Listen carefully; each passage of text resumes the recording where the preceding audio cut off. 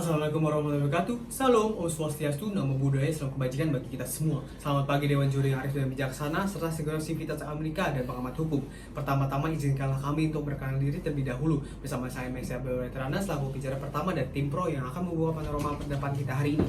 Rekan saya Miftari Fembria selaku bicara kedua, dan Nadia Andika Pratama selaku bicara ketiga dengan mosi pembunuhan undang-undang khusus tentang tanggung jawab hukum atas penyalahgunaan kecerdasan buatan dalam kasus pelecehan seksual berbasis AI.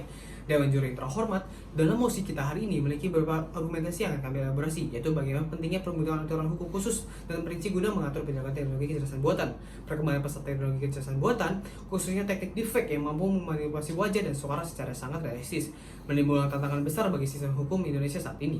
Teknologi ini sering digunakan untuk pelecehan seksual digital dalam menyebarkan konten pornografi tanpa persetujuan yang berdampak serius secara psikologis dan sosial bagi korban.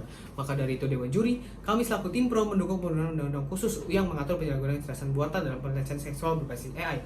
Mengingat kebutuhan regulasi yang spesifik untuk menghadapi teknologi deepfake yang berkembang pesat, namun Dewan Juri, tim kontra berpendapat bahwa revisi dan harmonisasi undang-undang yang sudah ada dengan penambahan klausul khusus pelecehan seksual berbasis AI adalah langkah yang lebih praktis dan segera, disertai fokus pada regulasi teknis, etika AI, pengawasan, dan edukasi publik yang lebih intensif. Dengan demikian Dewan Juri, pembunuhan undang-undang khusus akan memperoleh norma hukum yang mudah dipahami oleh aparat dan masyarakat. Saat ini, aparat penegak hukum juga karena keterbatasan pelatihan menjadi kendala utama. Solusi yang kami tawarkan terdiri dari dua aspek utama. Pertama, penegakan hukum pidana atas penegakan AI, khususnya deepfake yang saat ini menggunakan UU ITE, UU Pornografi, dan UU Perlindungan Data Pribadi. Namun belum ada regulasi khusus yang mengatur AI secara spesifik, sehingga proses pengujian dan penanganan masih banyak kendala berkaitan dengan asas legalitas yang menuntut aturan hukum jelas agar pelaku diproses sah dan adil. Kedua, pencegah melalui edukasi untuk meningkatkan literasi digital masyarakat agar mampu menilai dan mengenali risiko AI sesuai asas perlindungan masyarakat, solus populi suprema lex exto yang untuk mengangkat keamanan dan martabat publik. Kedua, solusi ini merupakan asas kepastian hukum dan keadilan agar hukuman tepat dan korban mendapatkan perlindungan layak. Dewan Juri yang terhormat, selaku tim kontra menilai bahwa langkah yang lebih tepat saat ini adalah merevisi dan mengaplikasikan UU lama seperti UU ITE, UU Pornografi, dan UU Perlindungan Data Pribadi dengan penambahan frasa yang mengatur pelecehan seksual berbasis AI secara spesifik. Karena pada dasarnya, penggunaan video pornografi tanpa izin sudah jelas dilarang dalam aturan tersebut.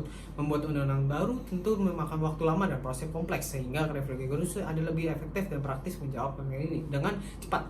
Lebih jauh, permasalahan utamanya bukan hanya soal aturan hukum, melainkan pada regulasi teknis dan etika AI dan tidak pengawasan teknis yang mampu mengatur penerapan dan penyalahgunaan AI secara spesifik. Dengan demikian, dapat kami sampaikan terima kasih atas perhatian Dewan Juri yang arif dan bijaksana. Dewan Juri yang terhormat, sampaikan kami di tahap kesimpulan. Maka izinkan kami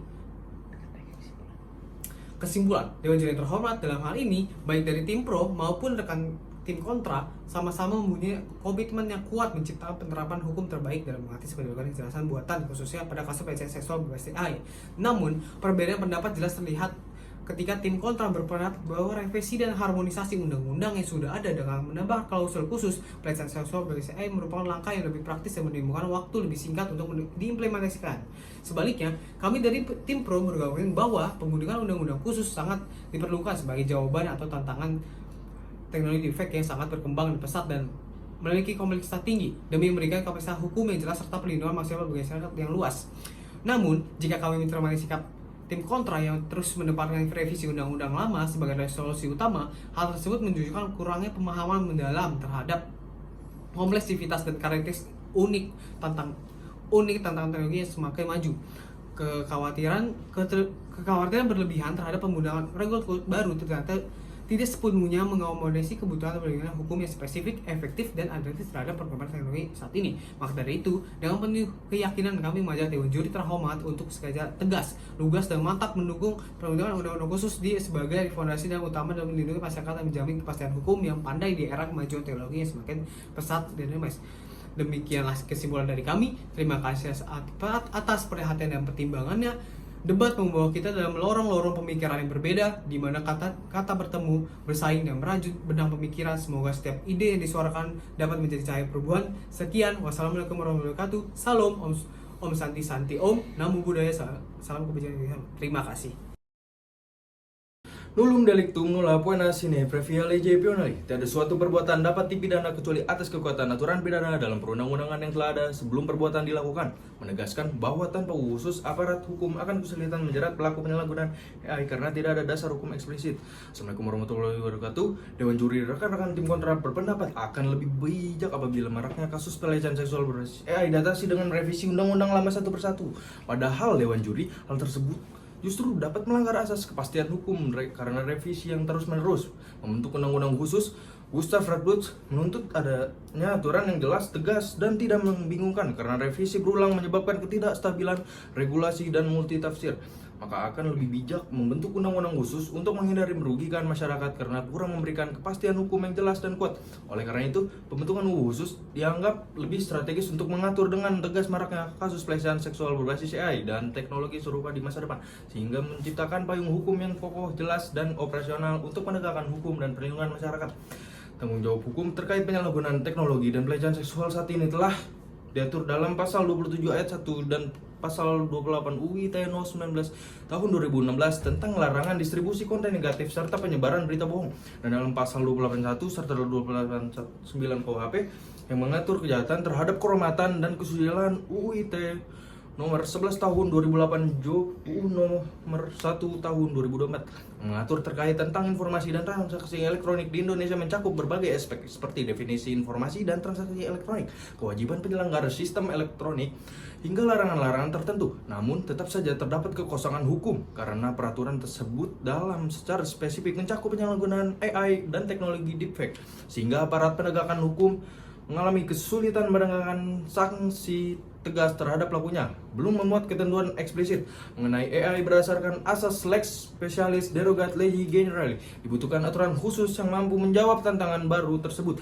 Menurut Prof. Bivitri Susanti, hukum digital perlu terus diperbarui agar tidak tertinggal oleh perkembangan teknologi dan menghindari regulatory lag, sebab ketiadaan dasar hukum yang jelas menghambat penegakan terhadap kasus seperti deepfake. Ya, yang kedua, kekosongan hukum dalam pengaturan AI terutama terlihat pada belum adanya aturan yang spesifik dan tegas terhadap teknologi baru seperti deepfake dan bentuk penyalahgunaan AI lainnya, meskipun beberapa ketentuan terkait telah diatur dalam UU ITE dan KUHP. UU ITE nomor 11 tahun 2008 beserta perubahan nomor 19 tahun 2016 dan nomor 1 tahun 2004 melarang penyebaran konten negatif, penghinaan, serta berita bohong yang dapat digunakan untuk menjerat kasus deepfake secara parsial. Contoh kasus yang terjadi akibat dari kekosongan hukum dikarenakan tidak adanya UU khusus yang mengatur secara spesifik tentang penyalahgunaan AI adalah seperti yang terjadi di Semarang pada tahun 2025. Kasus pornografi AI yang melibatkan seorang mahasiswa di Semarang menunjukkan kompleksitas penegakan hukum teknologi baru. Pelaku sudah diproses menggunakan UU Pornografi nomor 44 tahun 2008 dan UU ITE nomor 19 tahun 2016 yang mengatur dengan tegas sanksi pidana hingga 12 tahun penjara dan denda besar bagi penyebar konten asusila di media elektronik. Ini membuktikan bahwa hukum kita sudah kuat dalam menjerat pelaku manusia, bukan AI itu sendiri. Berdasarkan kasus nyata di Semarang dan ketentuan hukum saat ini, jelas bahwa fokus utama harus pada pelaku manusia dengan penegakan hukum yang tegas dan tepat.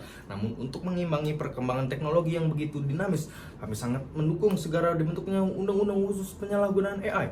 Langkah ini bukan hanya untuk penegakan hukum yang efektif, tapi Dewan Juri juga sebagai bentuk perlindungan dan kepastian hukum bagi masyarakat luas. Solusi utama adalah pembentukan undang-undang khusus penyalahgunaan AI. UU ini mengatur secara menyeluruh penggunaan teknologi AI, tanggung jawab hukum, dan pelanggaran praktik seperti konten seksual buatan AI dan pemalsuan identitas digital. Selain memberikan kepastian hukum, UU ini juga bersifat preventif dengan mendorong kesadaran etika digital dan pengaturan perilaku masyarakat agar bertanggung jawab. Pendapat Roscoe pun tentang hukum sebagai alat rekayasa sosial mendukung gagasan ini sebagai instrumen mengarah kepada masyarakat yang adil dan tertib dengan dasar hukum yang kuat, urgensi pelindungan yang nyata, dan solusi komprehensif ini. Kami yakin pembentukan khusus ini penyalahgunaan AI adalah langkah tepat dan mendesak. Dewan Juri, sekian, terima kasih atas perhatian. Dewan Juri yang terhormat, terima kasih. Non multa sed multum, Bukan baiknya hukum yang penting, tetapi kualitas penerapannya. Yang berarti, bukan baiknya hukum yang kita butuhkan, melainkan kualitas penerapan hukum yang efektif. Hadirin yang saya hormati, Dewan Juri yang berwenang, kami menegaskan bahwasannya regulasi yang telah ada saat ini sudah cukup memadai untuk mengatur dan menindak pelaku penyalahgunaan teknologi AI dalam tindak kejahatan pelecehan seksual. Dewan Juri, pembentukan UU secara khusus yang diagung-agungkan oleh rekan pro justru bukan hanya tidak perlu, melainkan dapat berpotensi memperumit kerangka hukum dan menghambat efektivitas penegakan hukum. Karena yang sebenarnya Dewan Juri sekalian, di Indonesia sendiri telah tersedia undang-undang yang berlaku seperti UU ITE dan juga UU TPKS yang dimana mengatur kejahatan seksual termasuk bentuk kekerasan berbasis teknologi. Maka akan lebih bijak apabila merevisi undang-undang tersebut dengan cara mengharmonisasikannya. Memasuki baguran argumentasi, pertama-tama Dewan Juri, AI secara ontologis dan hukum bukanlah merupakan subjek hukum. Ini berarti AI sendiri tidak memiliki kapasitas kesadaran ataupun kemauan untuk dipertanggungjawabkan secara pidana. Justru yang harus dipertanggungjawabkan adalah aktor yang berperan di belakang AI, seperti pembuat, pengguna, maupun pihak yang menyebarkannya. Hal ini ditegaskan melalui putusan Mahkamah Konstitusi dan pendapat ahli hukum bahwa semua alat termasuk AI tidak bisa dikenai tanggung jawab pidana secara langsung. Hal ini justru akan membingungkan aparat penegak hukum yang selama ini bekerja berdasarkan asas subjektivitas pidana. Kedua, langkah merevisi undang-undang yang sudah ada dirasa jauh lebih efektif daripada membuat undang-undang yang baru. Mengingat proses legislasi yang panjang dan kompleks, revisi ini harus juga menyesuaikan dan mengharmonisasikan ketentuan di berbagai undang-undang agar korban mendapat perlindungan hukum yang optimal mengenai kepastian terhadap hukum terhadap AI dan juga pelaku dapat dikenai sanksi yang tegas. Contohnya, pidana penjara dan juga denda.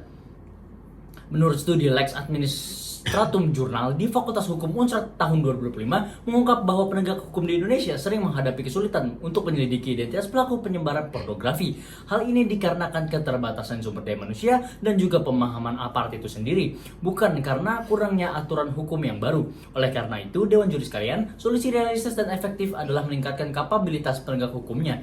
Di Amerika Serikat, Computer Fraud and Abuse Act secara rinci mengatur akses ilegal ke sistem komputer dan ancaman hukuman hingga 5 tahun penjara dan juga denda.